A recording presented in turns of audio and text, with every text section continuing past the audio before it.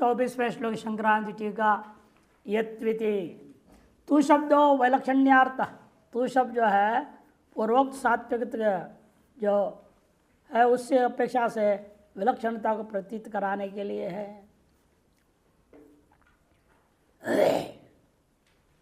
सात्विक कर्म की अपेक्षा से अलग है, राजस कर्म है। और वह जो आया हुआ है वह चार्थ, वह जो है चार्थ है। और पुनः शब्द अप्यर्थ का। कामे सुना काम्यते कामः कर्मफलम तम आप तुम इच्छता कामे सुना, उसको प्राप्त करने की इच्छा करता हुए व्यक्ति के द्वारा साहंकारेणापि च, और अहम इदम कर्म करोमि, मैं यह कर्म करता हूँ अमुक फल के लिए, फलाय इति अभिनिवेशो अहंकार, इस प्रकार का अभिनिवेश का नाम अहंकार है। अभिनिवेशो अहंकार तद रहित, उस रहित है सात्विक पूर्वोक्त। स्वयं तो राजसत्व है, राजस, और यह है राजस। तेनापि च युक्तत्वात्, वह उतार्ष अहंकार से युक्त है, रहित नहीं है। साहंकारो अहम इदम करोमीति अभिमान आडंबर युक्त इत्यर्थ। कहने का मतलब मैं यह कर्म करता हूँ अमुक फल के लिए, इस प्रकार से अभिमान और आडंबर से युक्त व्यक्ति है ये। तेन सहंकारणा पिछकर्ता, तार सहंकार कर्ता के द्वारा बहुलायासम बाहुभ्याम नदी तरणे यथा तथा, बाहुओं से नदी को तैर के पार करना जिस तरह परिश्रम होता है, वैसे यहाँ पर भी बहुलो महान आयास श्रमो यस्मिन् कर्मणि आचमनादौ भवति। महान आयास श्रम करना पड़ता है ऐसे कर्म में, जैसे कि आचमनादि कर्म। आचमनादि कर्म में बहुल आयास है क्या? यदि वास्तव में देखा जाए, आप लोग करते हो आचमन, करते हैं बस इतनी ही है, लेकिन वास्तव में करते नहीं है। ये आचमन जो किया जाता है वो जल ही महत्वपूर्ण होता है, वो जल को तैयार करना पड़ता है। इन्हें गंगा जल डाल लिया और शुरू कर दिया, अधिकतर यही करते हैं लोग। पंचपात्र होते हैं, पाद्य अलग, अर्घ्य अलग, आचमनी अलग। और किस पात्र में क्या डालना है, केवल जल नहीं, 5 पात्र 5 जल डाल दिया, ऐसा नहीं होता है। प्रत्येक पात्र में क्या सामग्री डालनी है वो भी तय है। वो जानते नहीं तो डालेंगे कहाँ से, वो जानना पड़ता है। कर्म पात्र में क्या डालना है, किस पात्र में क्या डालना है, ऐसा विधि है। उसको डाल के उसी विधान से आह्वान आदि करके तब उसे आचमन करोगे तो पूरा का पूरा आपको कर्म का फल मिलेगा। नहीं तो आपने सादे जल से किया तो सादा फल मिलेगा, और क्या मिलेगा। और एक ही पास उससे अर्घ्यम समर्पण, उसे पाद्यम समर्पण, उसी से जो है आचमनियम भी हो रहा है, उसी से सब कुछ हो रहा है। ये तो बिल्कुल और गलत हो गया। बेचने वाले दुकानदार में आपसे बोला पंचपात्र दो, तो एक तांबे का लोटा, उसमें चमची रखेगा और एक छोटा सा उसमें, इसका नाम पंचपात्र बोलते हैं। अरे पंचपात्र 5 नाम है, तुम ऐसे कैसे कर सकते हो? वो कहते हैं नहीं, ऐसे अगर पंच कर्माणि यस्याम पात्र्याम करोति, 5 कर्म जिस पात्र से की जाए, बहुरी समास कर दिया। मैंने कहा ये तो पढ़ा लिखा हुआ लगता है, संस्कृत पढ़ा लिखा हुआ दुकानदार है, बनारस की बात है। मैंने पूछा आप क्या पढ़े लिखे हैं? वो कहा कि मैं तो संस्कृत से ये किया हूँ। वो मैंने कहा कपाल है, 3 विषय का आचार्य। और मैंने कहा आपको इस बहुब्री समास करने किसने कहा? आप जानते बहुब्री समास और कर्मधारय समास में क्या अंतर है? वो समझ गए तो पढ़े लिखे हैं, अब इनको यूँ बेवकूफ़ नहीं बना सकते। फिर आज तुम सर्वदर्शन आचार्य हो, मीमांसा दर्शन में तो पढ़े हो, ईशाद स्थपति न्याय पढ़े नहीं है। बहुरी समास अगतिक गति में, जब और कोई रास्ता नहीं है वैसे ही अर्थ निकालना पड़े, मजबूरी है तो अंत में किया जाता है। और सर्वश्रेष्ठ तो कर्मधारय समास है, निर्णय दिया है। इसलिए पंचते पात्राणि च इति पंच पात्रम, यह कर्मधारय समास है। तो हाथ जोड़ा उसने, तो हमने कहा इसलिए आपको जो आता है उसको सही पता करो, नहीं तो पढ़ने लेने के शास्त्र पढ़ने का क्या फायदा हुआ। और ना माने एक ही ले जाओ, उसकी मर्जी है। यानी मुझसे पंचपात्र बोलते तो 5 रख दो आप, क्यों पूछेगा तो समझा देना, नहीं मानेगा तो नहीं माने, आपने अपना कर्तव्य करो। इसलिए उन्होंने आचमनी भी ले लिया, नहीं तो आप कहेंगे आचमनी क्या प्रयास होता है, चल लिया स्वाहा स्वाहा बोल दिया हो गया काम, इसमें कौन सा महान प्रयास है। इसलिए महान प्रयास का दृष्टांत मैंने आचमनी को बोल दिए हैं, ताकि आपको समझ में आवे वो सामग्री इकट्ठा करना, उसको चूर्ण बनाना, तैयारी करना, उसका सही मात्रा में डालना। सब चीज़ों ही नहीं कि सब लाया 50% सब डाल दिए इकट्ठे, ऐसा नहीं होता है ना। कौन सी मात्रा कितनी डालनी है किस वस्तु का, सब निर्णय है। जैसे पंचामृत बनाते हैं, दही डाल दी, दूध डाल दिया, अंदाजा ही कुछ भी डाल दे रहे, ना मंत्र बोल रहे हैं, ना परिमाण का ज्ञान है, कुछ भी नहीं, बना दिए पंचामृत तैयार।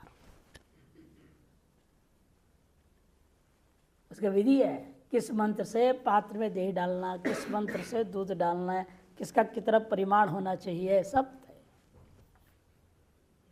उस विधि से करोगे, मंत्र पूरा करोगे, तब तो उस पंचामृत से विशिष्ट अपूर्व उत्पन्न होगा। इसलिए हर चीज का विधि विधान समझ के करना बहुत महान आयास की बात है। इसे महान आयास के में इनने कह दिया, श्रमो यस्मिन् कर्मणि आचमनादो भवति तद बहुलायासम। तार्श कर्मों को बहुलायास का कर्म कहा जाता है। यत्तु कर्म क्रियते तत्कर्म, जो इस प्रकार से कर्म किया जाता है वह कर्म को राजसम, राजस कर्म कहा जाता है। फल कामनया च अहंकारेणापि च, फल कामना और अहंकार से किया जा रहा है। ये दोनों ही क्या है, रजगुण के कार्य है। रज कार्येण युक्तेन अधिकारिणा, तार्श कर्माधिकार के अंदर किया हुआ क्रियमाणत्वात् किया जा रहा है, अतः उस कर्म को राजसम तत्कर्म इति महर्षि विरुदाहृतम, उस कर्म को राजस कर्म करके महर्षियों के द्वारा कहा गया है। टिप्पण तो ना सात्विकम कर्म व्यावर्तेति, अतः राजसम कर्म निर्दिशति। अब राज कर्म निर्देश कर रहे हैं। फलाभिसंधि युक्तम यत कर्म, फलाभिसंधि युक्त जो कर्म है, कामेव सुना का सीधे संक्षेप में कह दिया, मैंने फलाभिसंधि से युक्त जो कर्म कर रहा है, तथा अहमेव कर्म कुशलो महान श्रोत्रियश्च इत्यभिमानो अहंकार, मैं ही कर्म में कुशल हूँ, मैं महान हूँ, और जन्मना संस्कारेण कर्मणा च विद्यया च हमेव श्रोत्रिय। श्रोत्रिय का लक्षण क्या बताया था, जन्मना जायते ब्राह्मणो संस्कारात् द्विज उच्यते विद्यया याति विप्रत्वम त्रिभी श्रोत्रियम उच्यते। जन्मतः मातृकुल पितृकुल दोनों तरफ से वर्ण संकर नहीं है, विशुद्ध ब्राह्मण कुल में पैदा हुआ। और दूसरा कहा कि संस्कारात् द्विजोच्यते, गर्भाधान संस्कार से लेकर के समय समय जितने संस्कार होने चाहिए, गर्भकालीन जन्मोत्तर काल में जात कर्म, तदनंतर जितने भी होना है, समय समय पर सारे संस्कार जिसका हुआ है उसी को द्विज कहा जाता है। संस्कारात् द्विज उच्यते है। विद्या याति विप्रत्तम, और सारी उपासना ब्रह्म ज्ञान तक आवेदांत पर्यंत सगल चीज का विद्या जिसके पास है उसका नाम विप्र। और तीनों जिसमें है, ब्राह्मणत्व, द्विजत्व और विप्रत्व, तीनों जिस व्यक्ति में है, त्रिभिः श्रोत्रियम उच्यते, उसको श्रोत्रिय कहा जाता है। ऐसे ब्राह्मण आज के ज़माने में मिलना बहुत कम हो गया है, बहुत कम है। क्योंकि जो है एक तो संस्कारी समय से पर हो नहीं रहे हैं जो होना चाहिए। ब्राह्मण वंश में पैदा वाले बच्चे भी कहाँ पैदा हुआ जी? अस्पताल में। वहाँ कौन जात कर्म संस्कार करेगा? और नर्स मैडम करेगी। जात कर्म संस्कार कौन करेगा? वहाँ पति तो अलाउड ही नहीं अंदर। इसलिए बिना पति या पति के भाइयों लोग रहते ना रहते हुए जात कर्म संस्कार तो हो ही नहीं सकता। अब देखिए, भगवान राम को मालूम था कि अमुक तारीख को अमुक तिथि में अमुक समय पर सीता जी बच्चों को जन्म देने वाली है। उन्होंने क्या किया? उन्होंने बोले, है शत्रुघ्न, मुझे लवणासुर नाम का राक्षस है, बहुत परेशान कर रहा है, क्षेत्र से सूचना मिली है, आप जाओ। आप जाओ कहा कि ठीक है, जाने को तैयार हुआ, सीधे चले जाता वो। लेकिन सीधे जाने को तैयार था तो उसने कहा कि नहीं नहीं, ऐसा करो, ऐसे ऐसे मार्ग से तुमको जाना है, रास्ते में वाल्मीकि जी का आश्रम मिलेगा, वहाँ भी जरूर जाना है, और उनसे दर्शन करके आशीर्वाद लेके तब आगे जाना। ये नहीं कहा कि वहाँ तुम्हें जात कर्म संस्कार करना है। और जैसे कहा तो उसी हिसाब से गया, ठीक समय पर पहुंचा और पहुंच के स्वागत आदि हुआ। उस भाई क्षेत्र का राजा है तो राजा उनसे उसको स्वागत वगैरह किया, वाल्मीकि महर्षि और उनके शिष्यों ने, और बिठाया, पानी सब हुआ। इतने में वहाँ सूचना मिली बच्चा हो गया। अरे ये बच्चा हो गया। अब वाल्मीकि ने सोचा आंख बंद कर क्या करें, अब कैसे इसका जात कर्म संस्कार होगा। शास्त्र में लिखा है, जिस माता से बच्चे का बाप या उसके भाई बंधु कोई आसपास में नहीं मिलता है तो राजा को अधिकार होता है जात कर्म संस्कार करने का। जैसे ग्राम प्रधान, आजकल की भाषा में ग्राम प्रधान होता है, उस गांव का राजा है, चाहे 5 साल के लिए सही। अब वाल्मीकि ने देखा, अब ये उसके बाप कौन पता नहीं, सीता जी कभी पता ही नहीं है पति कौन है, ना हमने पूछने की हिम्मत नहीं करी। और ने अपने दिव्य दृष्टि से भी देखा कि अरे ये तो राम की पत्नी है, अरे भाई आया हुआ है, इससे बढ़िया और क्या है। भले लोगों को कहा दिया, देखो राजा को अधिकार है, शास्त्र कहता है राजा इसलिए जात कर्म संस्कार करेगा, और जात संस्कार किया। तो समय समय पर जो संस्कार होने चाहिए वो परमात्मा की दिव्य दृष्टि थी, उन्होंने अपनी योजना बनाई और ये सब कराया। यही हमारे कथाओं ने हमें शिक्षा दे रहा है कि हमें भी किसी भी हालत में जैसा भी काम धंधा है सब छोड़ो, पत्नी जन्म देने वाली है वहाँ खड़े रहो। और जब तो कुछ काम है नहीं उसमें, 2 दरब लेना है, 4 मंत्र है, और जो नाल काट दिया, काटने के बाद पत्नी का उस जगह पर भी नाभि पर और बच्चे का नाभि पर उन दरबों से हिला के इधर 2 मंत्र उधर 2 मंत्र बोल दिया, 4 मंत्र बोल दिया, हो गया। आएगा बाहर, उसको फेंक देगा, हाथ पैर धो लेगा, जात कर्म संस्कार हो गया। यह बहुत बड़ा कोई कर्मकांड तो है ही नहीं, छोटा सा चीज़ है, कर सकता है, लेकिन जानते भी नहीं, करते भी नहीं। जो जानते वो भी नहीं करते हैं, क्यों? व्यस्त है, बिजी। आज की भाषा है लोगों की, बिजी है, बिजी। अस्पताल ले जाओ, हो जाएगा।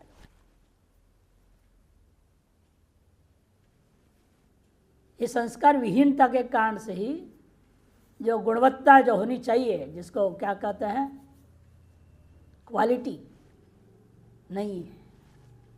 आपको पता है संख्या तो बढ़ रही है, क्वांटिटी तो बढ़ रहा है, जनसंख्या सब सीमा पार कर रहा है बोल रहे हैं, लेकिन गुणवत्ता क्वालिटी किसी में भी नहीं है। कारण है संस्कार का अभाव। तो ये अहंकार कर रहा है मेरे बराबर कोई श्रोत्रिय नहीं है, ऐसा अहंकार करता है। यदि अभिमान हो अहंकार तद युक्तम, उस युक्त है वो। वाह शब्दश्चार्थ है। पुनः शब्द केचिन मन्यन्ते अनियतम इति बोधनार्थम, ये भी अनियत है ऐसा बोध कराने के लिए है। तच्च भाष्य विरुद्धत्वाद उपेक्षा, वो भाष्य विरुद्ध होने से उसकी उपेक्षा करनी चाहिए। उन्होंने तो पुनः शब्द अर्थ कर दिया, जो है पाद पूर्ति करने के लिए लाया गया भाष्यकार ने कहा, और इन्होंने अपी अर्थ में ले लिया शंकरानंदी ने, और आप कैसे कर दिया अनियत है, यह अर्थ करना दोनों के विरुद्ध है, उचित नहीं है। बहुलायासम महता आयासेन क्लेशेन श्रमेण च कर्म कर्तरा कृतम यत् राजसमुदाहृतम। महता आयासेन मैंने क्लेश के द्वारा अत्यंत श्रम के साथ बहुत बढ़िया से कर्तव्य कर्म किया जा रहा है, लेकिन वह कर्म राजस कर्म कहा जाता है। अगले श्लोक भाष्यकार अवतरणिका में केवल प्रतीक ले रहे हैं अनुबंधमिति। संक्रांति कहते हैं तामसम कर्म आह, तामस कर्म कथन करने आरंभ करते हैं। अनुबंधम क्षयम हिंसा मनवेक्ष्य च पौरुषम मोहादारभ्यते कर्म यत्तत्तामसमुच्यते। अनुबंधं क्षयं हिंसा मनवेक्ष्य च पौरुषम मोहादारभ्यते कर्म यत्तत्तामसमुच्यते। अनुबंधं क्षयं हिंसा, अनुबंधम अनुबदनाति पश्चात इति अनुबंध। अनु मने पश्चात हमेशा होता है, बाद में क्या करेगा, बांध देता है। ऐसा कर्म जब बांध में आपको केवल बंधन में डालने वाला ही है, उसे कहते हैं अनुबंधम। और क्षय, जिस कर्म में किए जाने पर आपका शक्ति क्षय, अर्थ क्षय, सब क्षय ही क्षय हो रहा है, नुकसान ही नुकसान, वो तामस कर्म है। दिखावटी के लिए कर रहा है वो, केवल महादम्भी है। अब इसलिए वो जो करेगा उससे उसको लाभ तो मिल नहीं सकता है। धन क्षय तो हुआ ही, शक्ति क्षय भी हो ही रहा है, परिश्रम कर रहा है, इसलिए कहते क्षयम, सब तरह का क्षय होता है उसको। हिंसाम और प्राणी पीड़ाम च अनवेक्ष्य, हिंसाम अनवेक्ष्य, इसमें किन प्राणियों की कितनी पीड़ा हो रही क्या नहीं है विचार ही नहीं कर पाता है। प्राणी पीड़ाम अनपेक्ष च पौरुषाम, पुरुषकारम पुरुषार्थ करता है। इदम कर्म कर्तुम मैं शक्नोमि, इसको करने मैं समर्थ हूँ, आज मैं समाप्त भी करूँगा और अमुक फल पा भी लूँगा। ऐसे हटी है, अनधिकृत चेष्टा भी करने को तैयार होता है। मैं समर्थ मैं क्यों ना करूं। फिर राजा राजसूय ने जित कहा अब एक क्षत्रिय होना चाहिए राजयाग करने के लिए। अरे आप तो वैश्य हो, आप कैसे करोगे। अरे मैं समर्थ हूं ना, मैं क्यों ना करूं। ये आजकल जैसे यही चल रहा अधिकार, महिला अधिकार, मानवाधिकार, अधिकार की बात हो रही है। हम समर्थ हैं तो हम करेंगे, क्यों नहीं करेंगे, कौन रोकेगा हमको। और भ्रष्टाचार को बढ़ावा दे तो कानून भी सब ऐसे बने हुए हैं। आप जितना भ्रष्ट होना चाहते हो उसके अनुकूल सब कानून है। देश का कानून धर्माधीन तो रहा नहीं, इन्हीं चीज़ों के अधीन हो गया। और समता बोलते सब, समानता करो। साम्यवादी, समाजवादी, ये सब लोग घुस गए। जब भगवान भी कहते सब कहते, कभी सम हो ही नहीं सकता है। आप समदृष्टि कर सकते हो, सम व्यवहार कभी नहीं हो सकता है। समदर्शिण न तो समकारिण। अब इन तो समझे बिना सब उल्टा काम चल रहा है। वैसा ही अभिमान करते हैं पौरुषम और मोहात कर्म आरभ्यते, मोहवशात कर्म आरंभ करता है, अविवेकता कर्म को आरंभ करता है। यत् तत् अधिकार अनधिकार को ठीक ठीक समझे बिना करना, ये मोहात कर्म आरंभ है। ऐसा जो कर्म किया जाता है उस कर्म को तामस कर्म कहा जाता है। शांकर अनुबंधम पश्चात भावी यद वस्तु सो अनुबंध उच्यते तंच अनुबंधम। पश्चात भावी जो होने की संभावना वस्तु है उसका नाम अनुबंध होता है। तम च अनुबंधम, उस अनुबंध को, और क्षयम यस्मिन कर्मणि क्रियमाणे शक्ति क्षय और तक्षय वा स्यात् तम क्षयम, इन सबको अविचार्य अनवेक्ष्य, भविष्य में क्या इसका नतीजा मिलेगा विचार करता नहीं है। अनुबंधम अनवेक्ष्य, क्षयम च अनवेक्ष्य, अनावश्यक जो व्यर्थ खर्च हो रहा है, व्यर्थ नुकसान हो रहा है, शरीर भी व्यर्थ का जो है परिश्रम कर रहा है, वो उसको विचारता नहीं है। हिंसाम च क्षयम यस्मिन कर्मणि क्रियमाणे शक्ति क्षय अर्थ क्षय, ये सब हुआ करता है। और हिंसा न प्राणी पीड़ाम अनवेक्ष्य च, और प्राणियों को जो होने वाली पीड़ा है उस पर विचार नहीं करता है। पौरुषम पुरुषकारम शक्नोमिदं कर्म समापयितुमिति एवं आत्म सामर्थ्यम। पौरुष मने पुरुषकारता, पुरुषकारता का मतलब मैं यह कर्म को कर सकता हूँ और समाप्ति पर्यंत निर्विघ्नता पूर्वक अच्छे ढंग से कर सकता हूँ, ऐसे अपने सामर्थ्य का अभिमान करना।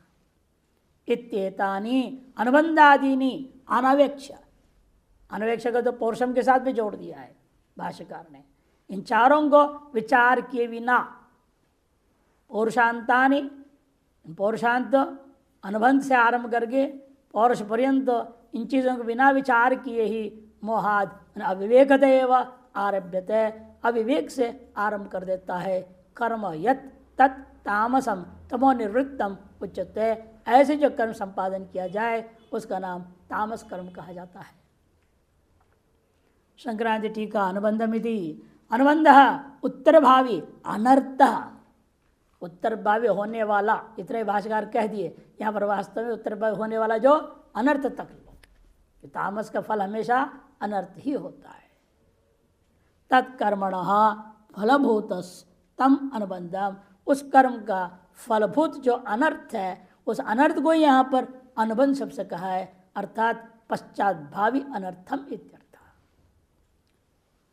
क्षय यस्मिन् कर्मणि क्रियमाणे धनक्षयो वा बलक्षयो वा पुण्यक्षयो वा आयुक्षयो वा अन्यस्य वा क्षय तम क्षयम इति। जिस कर्म के करने के बाद केवल दो ही क्षय उन्होंने गिनाया, न और आगे बढ़ा दिए। धन क्षय होगा, शक्ति बल क्षय, शक्ति क्षय मैंने बल क्षय हो जाएगा, पुण्य भी नष्ट हो रहा है, आयु का भी क्षय हो रहा है, और अन्य भी अनेक प्रकार के क्षय यहाँ संभावित है। तम क्षयम अनवेक्ष के साथ जुटेगा। हिंसा प्राणी पीड़ाम कर्म निर्वाहे स्वसामर्थ्यंच पौरुषम एवं तत्सर्वम अपि अनवेक्ष। कर्म के निर्वाह में होने वाली जो प्राणी पीड़ा है उसको विचारता नहीं है, बल्कि अपने सामर्थ्य के घमंड में रहता हुआ कर्म कर बैठता है। तत्सर्वम अपि अनवेक्ष बुद्धि बलेन अविचार्य, उन सब को विचार के बिना अपने बुद्धि बल से भी समय विचार नहीं कर, और शास्त्र को इस्तेमाल कर विचार करना, निर्णय लेना कि नियम ये शास्त्र में प्रमाणम थे कार्य व्यवस्थित हो, लेकिन उसको ध्यान ही नहीं था शास्त्र, बल्कि अपने बुद्धि बल को भी सम्यक प्रयोग नहीं करता। क्या उचित है या अनुचित है, स्वबुद्धि से भी तो विचार कर सकता है आदमी। अपने विचार से निर्णय नहीं हो पा रहे सम्यक, तो संशय उसमें, तो फिर शास्त्र पकड़ो, शास्त्र विचार कर निर्णय लो। शुरू में तो अपने बुद्धि तो लगाना ही चाहिए। बुद्धि बलेन से भी अविचार्य, ऐसा जो बालवत मोहाद अविवेक का यत कर्म आरभ्य, बाल के समान मोहवशात अविवेक पूर्वक जो है कर्म आरंभ करता है। तत्कर्म वह कर्म सम्मोह विवेकाभाव तमोगुण तेन कार्यता। सम्मोह का मतलब है विवेक का भाव, तमोगुण का कार्य तेन कार्य तो उसके द्वारा किया जा रहा है इति, इसलिए उसका नाम तामसमित्युच्यते इत्यर्थः। टिप्पण हेयभूतम राजस मुक्त्वा पुनर्हेयांतरम तामसम कर्मा। एक हेयभूत राजस कर्म के बारे वर्णन करके अब दूसरा जो है तामस कर्म, उसके बारे में कहने जा रहे हैं। अनुबंधेति पश्चात वस्तुना बध्यते नारकीय शरीरादि जन्मना वा इति अनुबंध फलम। अनुबंध माने पश्चात भावी वस्तु के द्वारा जो हम बंधन को प्राप्त करते हैं अथवा नारकीय शरीर आदि की जन्म की प्राप्ति होती है जिससे, ऐसे का नाम अनुबंध है। तार्श फल को कहते अनुबंध हो। व्याकरण आदि अनुबंध बोलते हो अलग चीज है। व्याकरण में तो अनुबंध, अनुबंध चतुष्टय वो एक अलग चीज है। ग्रंथ आरंभ में अनुबंध चतुष्टय होता है, वो अलग है। और व्याकरणों का अनुबंध अलग है। क्या क्या है ग्रंथ आदि में जो अनुबंध चतुष्टय क्या होता है? संबंधश्चाधिकारी च विषयश्च प्रयोजनम विना अनुबंधम ग्रंथादौ मंगलम नैव शस्यते। चार चीज पहला श्लोक मंगलाचरण में जो बताया जाता है उसको कहते हैं अनुबंध चतुष्टय, जिसके बिना जाने बिना आपके प्रवृत्ति ग्रंथाध्ययन में नहीं हो सकती। ग्रंथाध्ययन प्रवृत्ति प्रयोजनानुकूल ज्ञान विषयत्वम अनुबंधत्वम, ये लक्षण है। ग्रंथाध्ययन के हमारी प्रवृत्ति के प्रयोजक जो ज्ञान है तद अनुकूल विषय, ये चार चीज है। इस इन चारों का नाम अनुबंध हो गया। और व्याकरणों का अनुबंध क्या है? इस संजगत्वम, इस संजय योग्यत्वम व अनुबंधत्वम। इसलिए सूद लिख दिया आपने, रामधंसु अनुबंध लोपे कह दिया। अनुबंध लोपे का मतलब क्या है?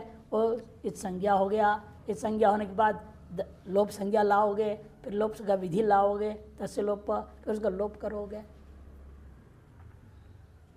वो सारी प्रक्रिया एक साथ बोल देते हैं अनुबंध लोप है। ये संज्ञा जिसकी हो गई हो, यह संज्ञा को होने योग्य हो, उन दोनों का नाम अनुबंध होता है।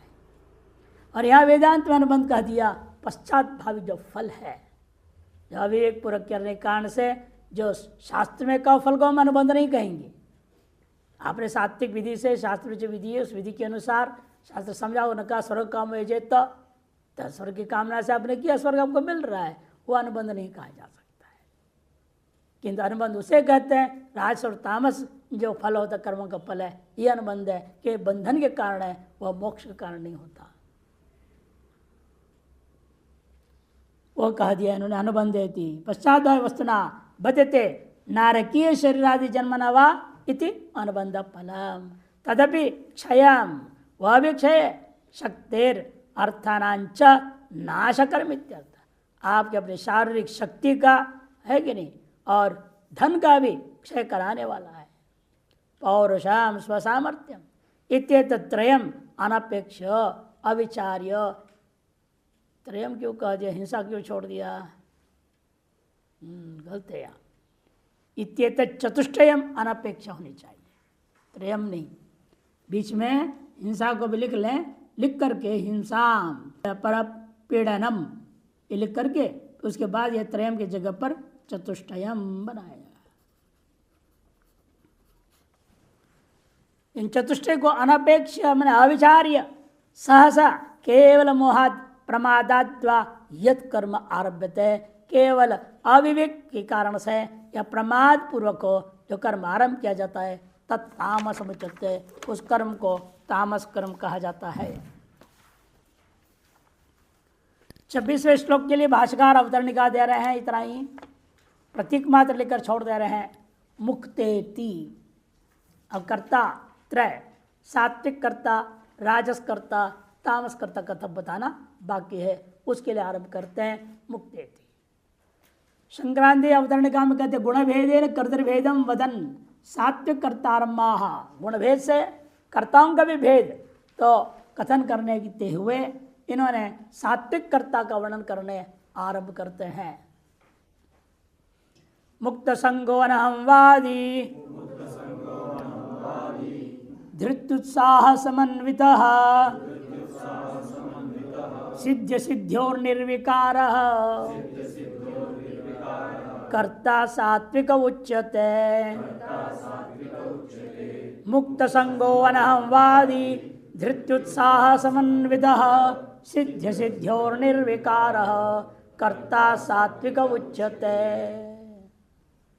मुक्त संगो अनहंवादी, मुक्त संग मने आसंग मने आसक्ति, उसे रहित होकर के रहता। और अनहंवादी, मैं ऐसे कभी कथन करके स्वभाव वाला ही नहीं है, इस संप्रदाय वाले कहते मैं शब्द ही उच्च निकाल देना चाहिए, बोलते बेकार है मैं शब्द, ये अहंकार को बढ़ाता है। क्या बोलना चाहिए फिर? हम बोलो, हम जाएंगे, हम आएंगे, मैं जाऊंगा, मैं आऊंगा, शब्द ही गलत है बोलते, ये वाक्य प्रयोग नहीं होना चाहिए। हम ब्रह्मा से हम बोला, अरे वो हम कौन समझ रहा है, उस हमको कोई समझता ही नहीं है, इसलिए वो हम यहाँ पर हम लोग बोल नहीं पाते, व्यवहार में आ नहीं सकता। अच्छा हम ब्रह्मा से मंत्र में जो हमें उसको रहने दो, इन व्यवहार में हम मत बोलो। कई संप्रदाय वालों का सिद्धांत है, उन महात्मा वाले यही बोलते हमारे, हम जा रहे हैं, ये बोले, मैं कभी नहीं बोलते। अनामवादी, अहम वदनशील हो, अहमवादी होता है, अच्छा अहम वदनशील नहीं है जो, उसका नामवादी। तच्छील अर्थ में निर्णय प्रत्यांत है। धृति उत्साह समन्वित, धैर्य और उत्साह दोनों से युक्त रहता है, हड़बड़ नहीं करता। जो हड़बड़ करे वो गड़बड़ होता है, इसलिए वो हड़बड़ कभी नहीं करता, किंतु धैर्य से हर काम धीरे धीरे ढंग से करता है हिसाब से। और उत्साह भी कभी हतोत्साहित नहीं होता। मान लो कहीं प्रतिबंधक गा जाए, वो घबरा जाए, ऐसा नहीं होता। धैर्य भी है और उत्साह में भी कभी कटौती नहीं होती, लगा रहता है। अनेक महात्मा यही कहा करते थे, मार इतने वर्ष हो गया, मैं ये कर रहा हूँ, वो कर रहा हूँ, कुछ नहीं हुआ। इधर लगे रहो, लगे रहो, लगे रहना, सब हो जाएगा धीरे धीरे। तो महाराज आप बोल रहे हैं, मैं जब भी आया आप यही बोलते हो, लगे रहो। ओमकारेश्वर महाराज जी थे ना, रामान जी महाराज, उनके सामने ऐसे बोलते थे कई लोग। मैं देखता था ये क्या बोल रहे हैं, समझ ही नहीं रहे महाराज के भाव को। एक बार बंगाली महात्मा थे, बहुत बढ़िया थे, लेकिन बहुत ही अच्छे संत थे, बहुत भजनानंदी। एक बार बोल पड़े, स्वामी जी आप कहते हो आपके वजह से हम धैर्य रख पा रहे, नहीं तो अब तक तो हमें पता नहीं कहाँ से कहाँ चला गया। लेकिन कब तक ऐसे बांध हो गया आप हमको धैर्य से? तब महाराज जी ने कहा, जब आपके अंतःकरण में जो प्रतिबंधक है वो दूर जब तक नहीं होगा तब तक लगे रहना पड़ेगा। और प्रतिबंधक कितना है ना आप जानते ना हम बता पाएंगे। इस जन्म में किए हुए गड़बड़ सड़बड़ जो प्रतिबंध वो कितना है, वो तो आप गिना भी लोग हैं, जन्मांतरीय गड़बड़ों को कौन गिना सकता है। और महाराज जी देखो, दृष्टांत देखो, इस जन्म में बहुत गड़बड़ करके आए वो दोनों के दोनों, और फिर भी देखो लगे रहने से अब कितना फर्क पड़ रहा है। बात करो उनसे थोड़ा।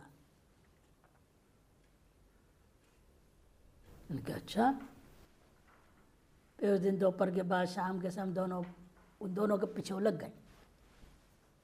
बताओ हम कहाँ से आए हो, क्या हो?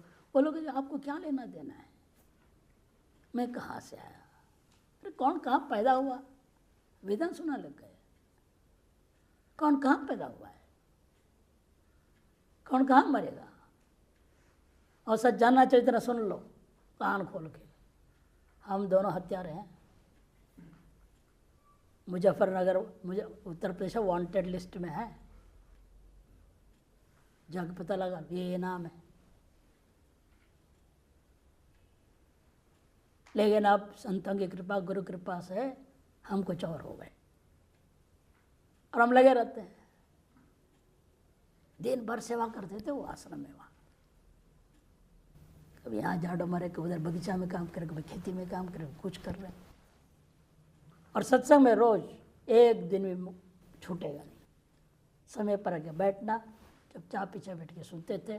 पढ़ना तो आता नहीं था संस्कृत, लेकिन ऐसा उन लोगों के अंदर शुद्धि हुई, इस ढंग से व्यवहार स्थिति बनते गया धीरे धीरे, से लगे रहना पड़ता है। सब आश्चर्य करते थे वहाँ। अब दोनों नहीं रह गए, दोनों ब्रह्मलीन हो गए, लेकिन ये कि लगे रहने से सब संभव है। धैर्य और उत्साह दोनों कम नहीं होनी चाहिए। पहला दिन जितनी श्रद्धा और उत्साह से आए थे यहाँ पढ़ाई सुनने के लिए, वह अंत तक वैसे के वैसे बने रहने चाहिए। आप 4th गियर में आए थे कि 5th गियर में आए थे, सोचो। और अब कहाँ हैं आप? अब बैटरी क्यों डाउन हो गया? वो नहीं होना चाहिए। उसको कह रहे यहाँ उत्साह समन्विता। नहीं तो धैर्य करने से काम चल जाता। धैर्य लगे हम 10 साल 12 साल लगे रहेंगे, लेकिन उत्साह घट रहा है। पहले जिस प्रकार की जो श्रद्धा भक्ति प्रेम भाव सब था, और जो आपको अंग्रेजी में कहा जाता है आपका डिवोशन डेडिकेशन जो थी, वो कहाँ है? वह समर्पण भाव, वह श्रद्धा भक्ति भाव वो घटते जाता है। माने उत्साह आपका ढीला पड़ रहा है, आपका उत्साह समन्वित नहीं है। उत्साह ढीला पड़ने का मतलब रजोगुण है, और ज़्यादा ढीला पड़ रहा होगा, देखा जाए इस जन्म में तो किसी न किसी जन्म में हो जाएगा मुक्ति, क्या करना है? समझो आप तमोगुण में चले गए। आप भले शास्त्र पढ़ रहे हैं, इनमें तामस करता है। आप वही समझाने के लिए कहा दिया, यहाँ धृति और उत्साह से समन्वित होनी चाहिए। अर्थात आप भले आज की भाषा में कहते, संस्कृत अंग्रेजी में टारगेट, आप एक टारगेट लेके चलते हैं, लक्ष्य लेकर चलते हैं कि हमें 3 साल में पूरा करना है, और नहीं हुआ तो क्या छोड़ दोगे? शरीरम वा पातेयम कार्यम वा साधेयम, पार्वती का ये वचन है। जब लोगों ने भड़काने शुरू कर दिए, नारद जी सबको भेजा गया, अरे बोलो कहा तुम उस आधे पागल के पीछे पड़ी है, वो तो नंग धड़ंग घूमते रहता है, श्मशान में पड़ा रहता है, वैसे कोई बर्तन सर्तन कुछ भी नहीं, क्या तो रोटी बना के खाएगी, वहाँ भूखे मरेगी सब। तब वो एक ही बात कहती है अंत में, भाई आप कुछ भी कह लो, 10,000 जन्म लेना पड़े, 10,000 जन्मान्यपि मन्नाहम निवर्तय, मैं इससे पीछे हटूंगी नहीं। क्या तो मैं पहले लक्ष्य को सिद्ध करूंगी या शरीर को त्याग दूंगी, लेकिन दूसरे किसी को वर्ण नहीं करूंगी। नाहम वृणेय परम, वो लक्ष्य पक्का होना चाहिए।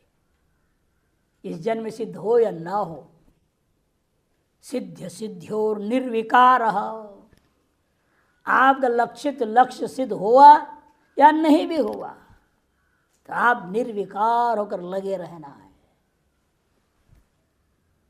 अंदर कोई ग्लानि नहीं महसूस होनी चाहिए कि क्या इतने साल से कर रहा हूं, इतना मलिन अंतःकरण है मेरा, कुछ भी भान नहीं हो रहा है, बेकार है मेरा जिंदगी, इस तरह से मन में कभी नहीं आनी चाहिए। धृत्य उत्साह संयुक्त व्यक्ति धृत्य और निर्विकार रहेगा, वह कर्ता ही सात्विक उच्चते है। उस कर्ता को सात्विक कर्ता कहते हैं। शांकर भाष्य मुक्त संगो मुक्त परित्यक्त संगो ये न सा मुक्त संग, परित्याग कर दिया सकल विषय का आसक्ति, स्वकर्मगत आसक्ति, स्वधन दौलत स्थिति गति वर्ण आश्रम आदि की आसक्ति, सब प्रकार की आसक्ति तो पूरी समन्तता त्यक्ता, सब तरफ से सब प्रकार की आसक्ति को त्याग दिया। जिसके द्वारा त्यागा गया है उस व्यक्ति को कहा जाता है मुक्त संगा। और अनहमवादी नाहम वजनशीलो धृत्य उत्साह समन्वितो, अहम वजनशील नहीं है, मैं बकरी जैसा बोले ऐसा बोलने वाले की स्वभाव नहीं है। वो अधिकतर लोग मैंने ये किया, मैंने वो किया, मैं ये किया, मैं ऐसा कहा, मैं वहाँ गया, मैं यहाँ गया, और हर बात में मैं, हर छोटे छोटे वाक्य में भी मैं के बिना वाक्य होता ही नहीं। ऐसे लोगों को भी देखा हूँ, आश्चर्य होता है देखिए क्या ये हर एक वाक्य में मैं बोले बिना बोल ही नहीं पाता, इतनी अहंकार है इसको। लेकिन साधक सात्विक करता वही है जो कभी अपने से अच्छे कर्म भी हो जाए तो वे अहम नाम का चीज नहीं आएगा। एक भगवान कृपा से हुआ, गुरु की कृपा से हो गया, ईश्वर की कृपा से हो गया, गंगा मैया की कृपा से हो गया। मैंने किया, मैं नाम के जिस बीच में आना ही नहीं, तब व्यक्ति सात्विक कर्ता बनता है। अवनशीलो न भवती। और कैसा है वो? धृत उत्साह सन्मन्वित। धृति धारणम, धृति मने धारण करने की क्षमता, सामर्थ्य। ढीलापन नहीं, और ढीलापन नहीं इसलिए उसका उत्साह है। उत्साह उद्यम ताभ्याम समन्वित, निरंतर लगे रहना, ये उद्यम है। उन दोनों से युक्त का नाम समन्वित, संयुक्त इति धृत उत्साह समन्वित।